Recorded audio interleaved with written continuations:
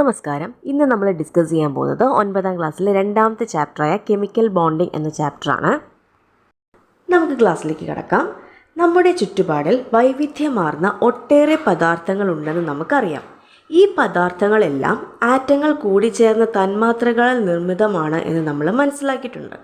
പദാർത്ഥങ്ങളെ അവയുടെ തന്മാത്രകളിലെ ആറ്റങ്ങൾക്കനുസരിച്ച് മൂലകങ്ങൾ എന്നും സംയുക്തങ്ങൾ എന്നും രണ്ടായി തരംതിരിച്ചിട്ടുണ്ട്. വ്യത്യസ്ത മൂലകങ്ങളുടെ ആറ്റങ്ങൾ കൂടിച്ചേർന്നാണ് സംയുക്ത തന്മാത്രകൾ ഉണ്ടായിരിക്കുന്നതെന്ന് നമുക്കറിയാം. അപ്പോൾ എന്താണ് മൂലകവും സംയുക്തവും തമ്മിലുള്ള വ്യത്യാസം നമ്മൾ പഠിച്ചിട്ടുള്ളത്? ആറ്റത്തിൻ്റെ കേന്ദ്രത്തിലുള്ള പ്രോട്ടോണുകളുടെ എണ്ണം കൊണ്ട് സൂചിപ്പിക്കുന്ന ഒരു ആറ്റത്തിനെ മൂലകം അഥവാ രാസമൂലകം എന്ന് പറയാം. ആറ്റത്തിൻ്റെ കേന്ദ്രത്തിലുള്ള പ്രോട്ടോണുകളുടെ എണ്ണം കൊണ്ട് സൂചിപ്പിക്കുന്ന ഒരു ആറ്റത്തിനെ നമുക്ക് മൂലകം അഥവാ രാസമൂലകം എന്ന് പറയാം. ഒരേ എണ്ണം പ്രോട്ടോണുകളുള്ള അണുക്കൾ മാത്രം അടങ്ങിയിരിക്കുന്ന ശുദ്ധമായ രാസപദാർത്ഥമാണ് മൂലകം എന്നും മറ്റൊരു രീതിയിൽ പറയാം. എന്താണ്?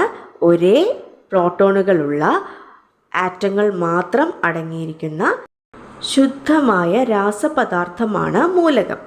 അപ്പോൾ സംയുക്തം എന്താണെന്നാണ് പഠിച്ചിട്ടുള്ളത്? രണ്ടോ അതിലധികമോ വ്യത്യസ്ത മൂലകങ്ങൾ നിശ്ചിത അനുപാതത്തിൽ രാസബന്ധനത്തിൽ ഏർപ്പെട്ടുണ്ടാകുന്ന രാസവസ്തുവാണ് സംയുക്തം അഥവാ രാസസംയുക്തം, കെമിക്കൽ കോമ്പൗണ്ട് എന്ന് പറയുന്നത്. രണ്ടോ അതിലധികമോ വ്യത്യസ്ത മൂലകങ്ങൾ നിശ്ചിത അനുപാതത്തിൽ രാസബന്ധനത്തിൽ ഏർപ്പെട്ടുണ്ടാകുന്ന രാസവസ്തുവാണെന്ത്? സംയുക്തം അഥവാ കെമിക്കൽ കോമ്പൗണ്ട്. ഇലക്ട്രോൺ വിന്യാസവും സ്ഥിരതയും. നമ്മുടെ ഈ പ്രപഞ്ചത്തിൽ ആറ്റത്തിന് ആറ്റം എന്ന സ്റ്റേറ്റിൽ തന്നെ നിന്നാൽ പോരെ? എന്തിനാണ് അത് തന്മാത്രകളായിട്ട് മാറുന്നത്? ആറ്റങ്ങൾ ചേർന്ന് തന്മാത്രയുണ്ടാകുന്നത് സ്ഥിരത കൈവരിക്കാൻ വേണ്ടിയാണ്. പീരിയോഡിക് ടേബിൾ നമുക്ക് സുപരിചിതമാണല്ലേ. ഇതിൽ 18ാം ഗ്രൂപ്പിൽ വരുന്ന മൂലകങ്ങളാണ് ഉത്കൃഷ്ടവാതകങ്ങൾ അഥവാ അലസവാതകങ്ങൾ. എന്തുകൊണ്ടാവാം ഇവയെ അലസവാതകങ്ങൾ എന്ന് വിളിക്കുന്നത്? ഉത്കൃഷ്ടവാതകങ്ങളും അവയുടെ ഇലക്ട്രോൺ വിന്യാസവും നമുക്കൊന്ന് പരിചയപ്പെടാം. ഏതൊക്കെയാണ് ഉത്കൃഷ്ടവാതകങ്ങൾ? Helium, neon, argon, krypton, xenon, radon. ഒന്നുകൂടെ പറയാം. Helium, neon, argon, krypton, xenon, റെഡോൺ.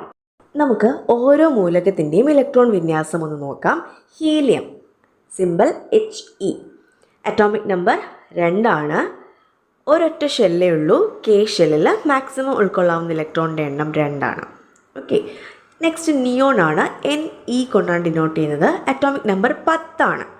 അപ്പോൾ കെ ഷെല്ലുകൊണ്ട് എൽ ഷെല്ലുകൊണ്ട് കെ ഷെല്ലിൽ മാക്സിമം 2 ഇലക്ട്രോണിനെ ഫില്ല് ചെയ്തിരിക്കുന്നു. എൽ ഷെല്ലിൽ 8 എണ്ണത്തിനെ ഫില്ല് ചെയ്തിരിക്കുന്നു. ആർഗൺ എടുത്താലോ 18 ആണ് അറ്റോമിക് നമ്പർ. 2, 8, 8 എന്നുള്ളതാണ് ഇലക്ട്രോൺ വിന്യാസം. ക്രിപ്റ്റോൺ എടുത്താൽ 36 ആണ് അറ്റോമിക് നമ്പർ. ഇലക്ട്രോൺ വിന്യാസം 2, 8, 18, 8. സീനോൺ എടുത്താലോ അറ്റോമിക് നമ്പർ 54 ആണ്. ഇലക്ട്രോൺ വിന്യാസം 2, 8, 18, 18, 8. റെഡോൺ അറ്റോമിക് നമ്പർ 86 ആണ്. ഇലക്ട്രോൺ വിന്യാസം 2, 8, 18, 32, 18, 8. ഇവയെല്ലാം ഒന്ന് ശ്രദ്ധിച്ചു കഴിഞ്ഞാൽ നമുക്കറിയാം ഹീലിയം ഒഴികെയുള്ള മറ്റ് മൂലകങ്ങളുടെ ബാഹ്യതമ ഷെല്ലിൽ എത്ര ഇലക്ട്രോണുകൾ വീതമാണുള്ളത്? 8 എണ്ണം വീതമാണ് ഹീലിയം ഒഴികെയുള്ള മറ്റ് മൂലകങ്ങളുടെ എല്ലാം ഔട്ടർ മോസ്റ്റ് ഷെല്ലിലുള്ളത്. ഏതൊരു മൂലകത്തിൻ്റെയും ബാഹ്യതമ ഷെല്ലിൽ ഉൾക്കൊള്ളാവുന്ന പരമാവധി ഇലക്ട്രോണുകളുടെ എണ്ണം എത്രയാണ്? 8 ആണ്. ബാഹ്യതമ ഷെല്ലിൽ 8 ഇലക്ട്രോൺ വരുന്ന ക്രമീകരണം അഷ്ടക ഇലക്ട്രോൺ വിന്യാസം അഥവാ ഒക്ടറ്റ് കോൺഫിഗറേഷൻ എന്നറിയപ്പെടുന്നു. ബാഹ്യതമ ഷെല്ലിൽ 8 ഇലക്ട്രോൺ വരുന്ന ക്രമീകരണം അഷ്ടക ഇലക്ട്രോൺ വിന്യാസം അഥവാ ഒക്ടറ്റ് കോൺഫിഗറേഷൻ എന്നാണ് അറിയപ്പെടുന്നത്. The arrangement of 8 electrons in the outermost shell of atoms is called octet electron configuration. The arrangement of 8 electrons in the outermost shell of atoms is called octet electron configuration. ഒരു ആറ്റത്തിലെ അഷ്ടക electron സംവിധാനം സ്ഥിരതയുള്ള ഘടനയാണ്. ഉത്കൃഷ്ടവാതകങ്ങൾക്ക് ഈ ഘടനയുള്ളതിനാൽ അവയ്ക്ക് സ്ഥിരതയുണ്ട്. അതിനാൽ അവ സാധാരണയായി രാസപ്രവർത്തനത്തിൽ ഏർപ്പെടുന്നില്ല. അതായത് ഇലക്ട്രോണുകളെ വിട്ടുകൊടുക്കുകയോ സ്വീകരിക്കുകയോ ചെയ്യുന്നില്ല. ബാഹ്യതമ ഷെല്ലിൽ 8 ഇലക്ട്രോണുകൾ വന്നു കഴിഞ്ഞെന്നാൽ തൊട്ടടുത്തുള്ള ആറ്റവുമായി ഒരു രീതിയിലുള്ള റിയാക്ഷനും നടക്കുന്നില്ല, ഇലക്ട്രോണുകളെ വിട്ടുകൊടുക്കുകയോ സ്വീകരിക്കുകയോ ഒന്നും തന്നെ ചെയ്യുന്നില്ല. അങ്ങനെയുള്ള എലമെൻറ്റുകൾക്ക് സ്ഥിരതയുള്ളവയായിരിക്കും. ഉദാഹരണമാണ് ഉത്കൃഷ്ടവാതകങ്ങൾ. ഹീലിയം ആറ്റത്തിൽ ഒരു ഷെൽ മാത്രമേ ഉള്ളൂ. ഒന്നാം ഷെല്ലിൽ ഉൾക്കൊള്ളാവുന്ന പരമാവധി ഇലക്ട്രോണുകളുടെ എണ്ണം 2 ആണ്. അതിനാൽ ഹീലിയത്തിൻ്റെ കാര്യത്തിൽ 2 ഇലക്ട്രോൺ സംവിധാനം സ്ഥിരതയുള്ളതാണ്. നമുക്ക് കുറച്ച് മൂലകങ്ങളെ പരിചയപ്പെടാം. അവയുടെ ഇലക്ട്രോൺ വിന്യാസം എഴുതിയിരിക്കുന്നത് എങ്ങനെയാണെന്ന് നോക്കാം. ആദ്യത്തേത് മഗ്നീഷ്യമാണ്.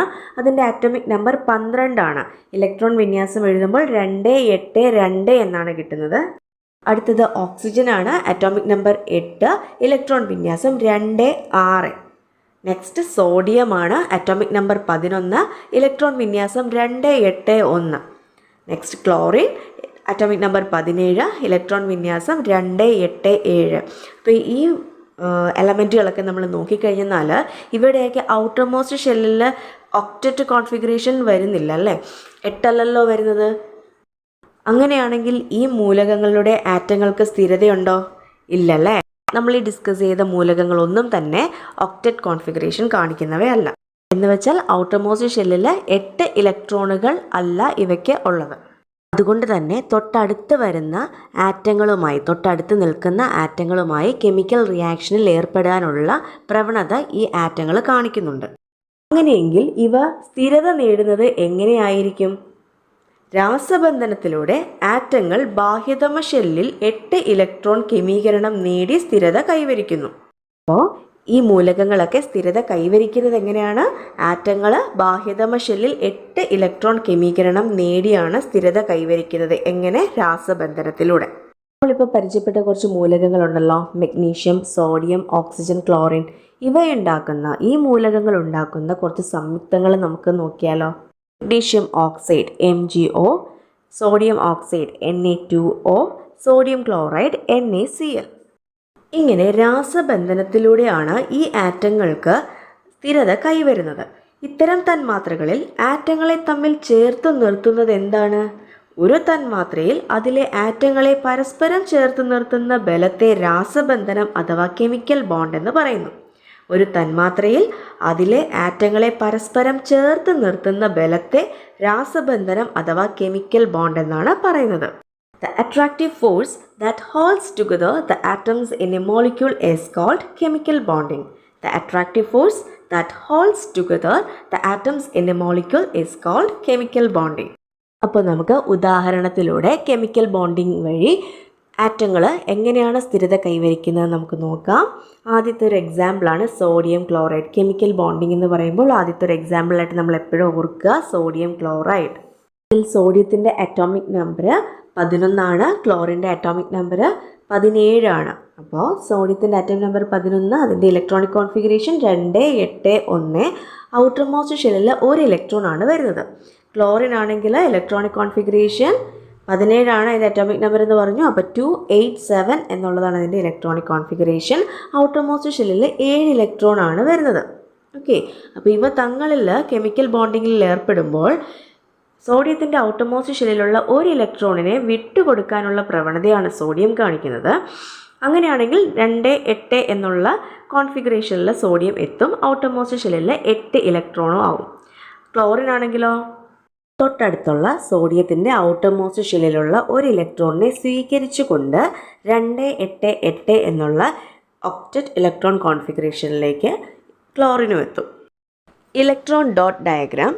മൂലകത്തിൻ്റെ പ്രതീകത്തിന് ചുറ്റും ഇലക്ട്രോണുകളെ കുത്തുകൾ അഥവാ ഡോട്ട് ഉപയോഗിച്ച് ചിത്രീകരിക്കുന്ന രീതി ആദ്യമായി അവലംബിച്ചത് ഗിൽബർട്ട് N. ലൂയിസ് എന്ന അമേരിക്കൻ രസതന്ത്രജ്ഞനാണ്. കുത്തുകൾക്ക് പുറമെ ഗുണനചിഹ്നങ്ങളും ഉപയോഗിക്കാറുണ്ട്. മൂലകത്തിൻ്റെ പ്രതീകത്തിന് ചുറ്റും ബാഹ്യതമ ഷെല്ലിലെ ഇലക്ട്രോണുകളെ മാത്രമാണ് രേഖപ്പെടുത്തുന്നത്.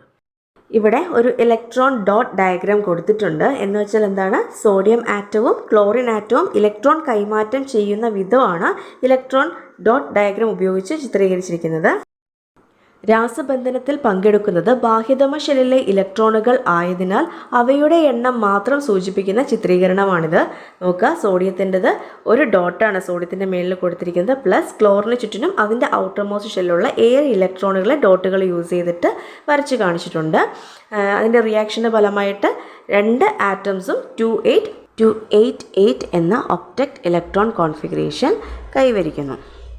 ഇവിടെ നോക്കുക, സോഡിയത്തിൻ്റെ ഔട്ടർ മോസ്റ്റ് ഷെല്ലിലുള്ള ഒരു ഇലക്ട്രോണിനെ ക്ലോറിൻ സ്വീകരിക്കുന്നതിൻ്റെ ഫലമായിട്ട് സോഡിയത്തിൽ നിന്ന് ഒരു ഇലക്ട്രോൺ കുറയുന്നുണ്ട്.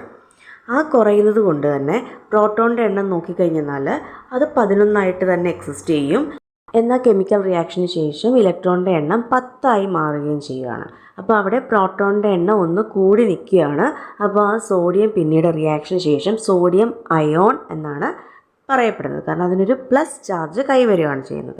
ക്ലോറിൻ്റെ കേസ് എടുത്തു കഴിഞ്ഞാൽ റിയാക്ഷന് മുമ്പ് ടോട്ടൽ ഇലക്ട്രോണുകളുടെ എണ്ണം എന്ന് പറയുന്നത് 17 ആയിരുന്നു. റിയാക്ഷന് ശേഷം സോഡിയം ആറ്റത്തിൽ നിന്ന് ഒരു ഇലക്ട്രോണിനെ സ്വീകരിച്ചുകൊണ്ട് അതിൻ്റെ ടോട്ടൽ ഇലക്ട്രോണിൻ്റെ എണ്ണം എന്ന് പറയുന്നത് 18 മാറി. അതായത് അതിനൊരു നെഗറ്റീവ് ചാർജും കൂടെ എക്സ്ട്രാ കിട്ടി. അങ്ങനെ ക്ലോറിൻ Cl- എന്ന ക്ലോറൈഡ് അയോണായിട്ട് മാറുകയാണ്. ഇപ്പം നമ്മൾ ഡിസ്കസ് ചെയ്ത ഈ കാര്യങ്ങളെല്ലാം തന്നെ ഒരു പട്ടികയുടെ രൂപത്തിലാക്കി നമുക്കൊന്ന് നോക്കാം. ആദ്യം സോഡിയത്തിൻ്റെത് നോക്കാം. രാസപ്രവർത്തനത്തിന് മുമ്പ് ഇലക്ട്രോൺ വിന്യാസം 281 എന്നുള്ളതായിരുന്നു. ഇലക്ട്രോണിൻ്റെ എണ്ണവും പ്രോട്ടോണിൻ്റെ എണ്ണവും തുല്യം തന്നെ, ചാർജ് ഒന്നും ഉണ്ടായിരുന്നില്ല. എന്നാൽ രാസപ്രവർത്തനത്തിന് ശേഷം ഇലക്ട്രോൺ വിന്യാസം 28 എന്നായി. ഒരു ഇലക്ട്രോണിനെ ക്ലോറിന് വിട്ടുകൊടുത്തുകൊണ്ടാണ് 28 എന്നുള്ള ഇലക്ട്രോൺ വിന്യാസം കൈവരിച്ചത്.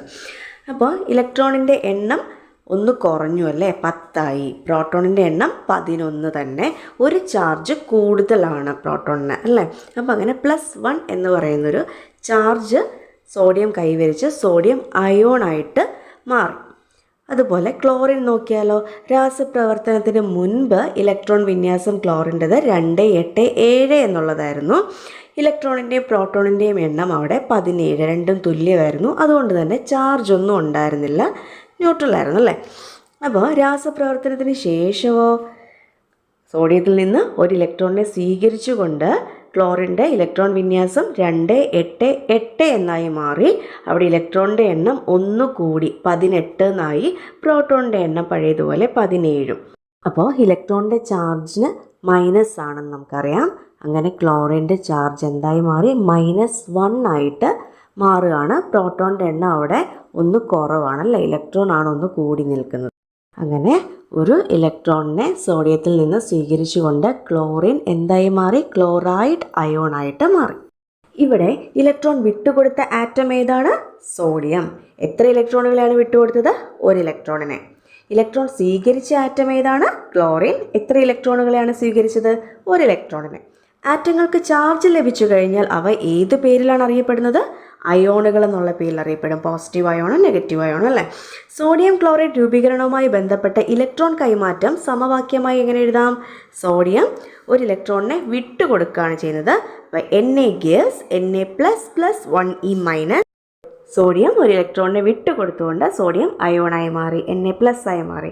ക്ലോറിൻ ആണെങ്കിലോ ഒരു ഇലക്ട്രോണിനെ സ്വീകരിച്ചുകൊണ്ട് ക്ലോറൈഡ് അയോണായിട്ട് മാറുകയാണ്. അപ്പോൾ Cl+1e- gives Cl-.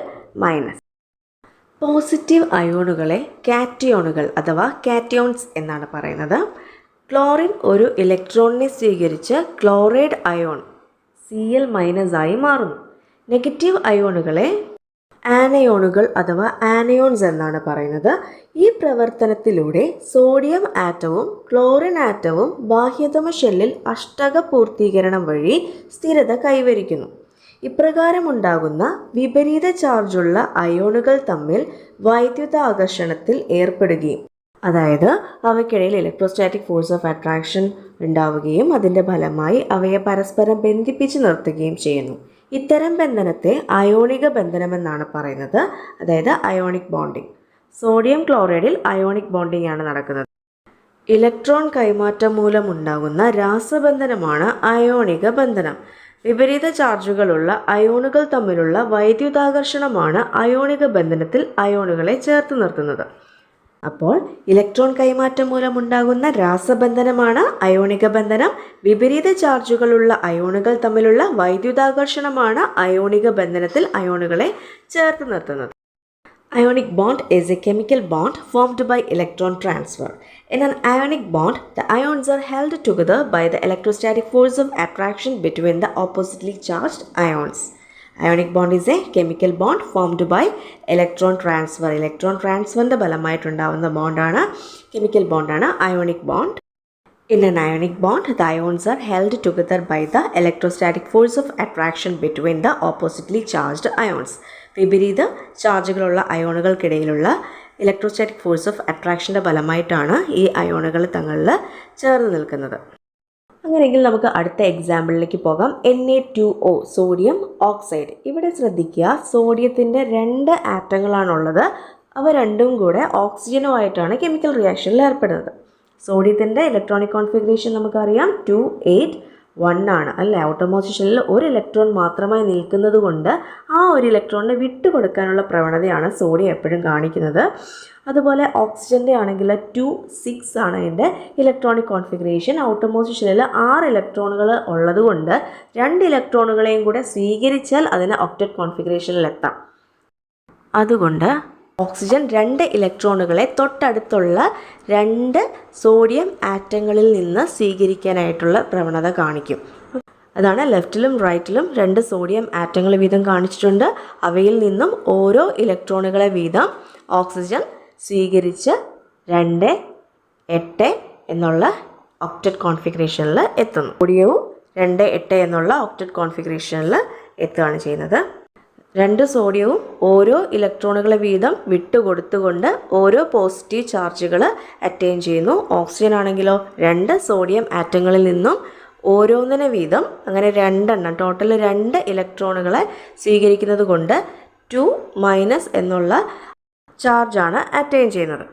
ഇവിടെ കെമിക്കൽ റിയാക്ഷന് ശേഷം ആറ്റങ്ങളൊക്കെ പോസിറ്റീവ് നെഗറ്റീവ് ചാർജുകളുള്ള അയോണുകളായിട്ടാണ് മാറുന്നത്. അതുകൊണ്ട് തന്നെ അയോണിക ബന്ധനം വഴി ഉണ്ടാകുന്ന സംയുക്തങ്ങൾ അയോണിക സംയുക്തങ്ങൾ അഥവാ അയോണിക് കോമ്പൗണ്ട്സ് എന്ന് അറിയപ്പെടുന്നു. അയോണിക ബന്ധനം വഴി ഉണ്ടാകുന്ന സംയുക്തങ്ങൾ അയോണിക സംയുക്തങ്ങൾ അഥവാ അയോണിക് കോമ്പൗണ്ട്സ് എന്ന് അറിയപ്പെടുന്നു. Compounds formed by ionic bonding are called ionic compounds.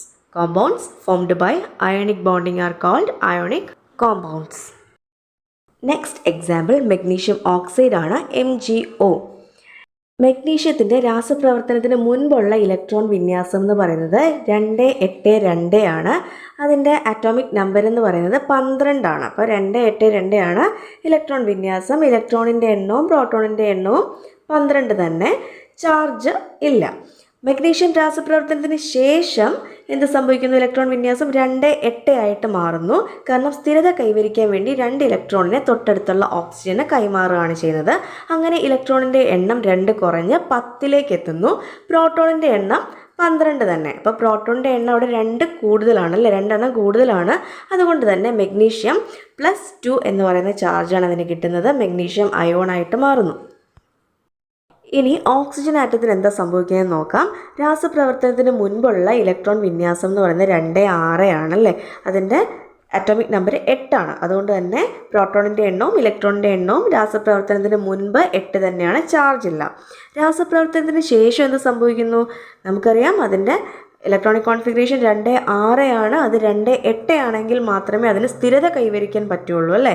അതിന് വേണ്ടിയിട്ട് മെഗ്നീഷ്യത്തിൽ നിന്ന് 2 ഇലക്ട്രോണുകളെ സ്വീകരിച്ചുകൊണ്ട് 2-8 എന്നുള്ള ഒക്ടറ്റ് ഇലക്ട്രോൺ കോൺഫിഗറേഷനിലേക്ക് എത്തുന്നു. അങ്ങനെ 2 ഇലക്ട്രോണുകളെ സ്വീകരിക്കുന്നത് കൊണ്ട് ഇലക്ട്രോണിൻ്റെ എണ്ണം രാസപ്രവർത്തനത്തിന് മുൻപ് 8 ആയിരുന്നു. രാസപ്രവർത്തനത്തിന് ശേഷം അത് 10 ആയിട്ട് മാറുന്നു. പ്രോട്ടോണിൻ്റെ എണ്ണം 8 തന്നെ. അപ്പോൾ അവിടെ 2 ഇലക്ട്രോണുകളെ സ്വീകരിക്കുന്നത് കൊണ്ട് -2 ചാർജാണ് ഓക്സിജന് കിട്ടുന്നത്. അങ്ങനെ അത് ഓക്സൈഡ് അയോണായിട്ട് മാറുന്നു. ഇവിടെ കെമിക്കൽ റിയാക്ഷൻ്റെ ഫലമായിട്ട് മെഗ്നീഷ്യം ഓക്സിജനും ഇലക്ട്രോണുകളെ കൈമാറ്റം ചെയ്യപ്പെടുകയാണ് ഇവിടെ ചെയ്യുന്നത് അല്ലേ. ഇലക്ട്രോൺ ട്രാൻസ്ഫർ ആണ് നടക്കുന്നത്. അതുകൊണ്ട് ഇത് അയണിക് ബോണ്ടിങ് ആണ് ഇവിടെ നടക്കുന്നത് നമുക്ക് പറയാം. അയണിക് ബോണ്ടിങ്ങിൻ്റെ ഫലമായിട്ടാണ് മെഗ്നീഷ്യം ആറ്റവും ഓക്സിജൻ ആറ്റവും സ്ഥിരത കൈവരിക്കുന്നത്. അടുത്തത് സോഡിയം ഫ്ലൂറൈഡിൻ്റെ ഒരു ഇലക്ട്രോൺ ഡോട്ട് ഡയഗ്രാം ഇവിടെ കൊടുത്തിട്ടുണ്ട്. സോഡിയത്തിൻ്റെ അറ്റോമിക് നമ്പർ 11 ആണ്. 281 എന്നുള്ളതാണ് ഇലക്ട്രോണിക് കോൺഫിഗറേഷൻ. ഫ്ലൂറിൻ്റെത് ഇലക്ട്രോണിക് കോൺഫിഗറേഷൻ 27 ആണ്. അറ്റോമിക് നമ്പർ 9 ആണ്. അങ്ങനെ സോഡിയത്തിൽ നിന്ന് ഒരു ഇലക്ട്രോണിനെ ഫ്ലൂറിൻ സ്വീകരിച്ചുകൊണ്ട് 2, 8 എന്നുള്ള ഒക്ടറ്റ് ഇലക്ട്രോൺ കോൺഫിഗറേഷനിലെത്തുന്നു. സോഡിയവും ഫ്ലൂറിനും അങ്ങനെ അയോണിക് ബോണ്ടിങ്ങിലൂടെ സ്ഥിരത കൈവരിക്കുന്നു.